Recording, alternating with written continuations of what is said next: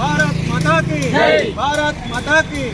మొన్న కాశ్మీర్ పర్యాటక కేంద్రం బాగా అభివృద్ధి చెందుతుందని పాకిస్తాన్కి కళ్ళు కుట్టి అక్కడికి వచ్చిన 36 మందిని బట్టలు తిప్పి అది హిందూ అయితే వాడిని చంపేశారు, పురుషుల్ని మాత్రమే చంపేశారు. అందరినీ 28 మందిని. దారుణమైన ఘట్టము ఇది. ఇప్పుడు అక్కడ జరిగింది, రేపు మనకి జరగదు అని నమ్మకం లేదు. కాశ్మీర్ అనే అంశం మీద పాకిస్తాన్ ఎప్పుడు కూడా పాకిస్తాన్ మాది మాది అని చెప్పేసి అనుకుంటూ వాళ్ళ ప్రపంచ వాళ్ళ మ్యాప్లో లేకపోయినప్పటికీ తర్వాత దురాశ కొద్దీ మన కాశ్మీర్ని ఆక్రమించాలని ప్రయత్నిస్తుంది.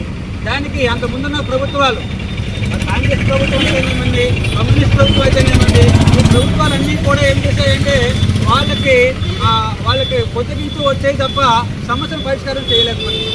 ఇలాంటి పరిస్థితుల్లో మరి నరేంద్ర మోడీ గారి ప్రభుత్వము అధికారంలోకి వచ్చిన తర్వాత దీని గురించి ఒక ఆలోచన చేశారు.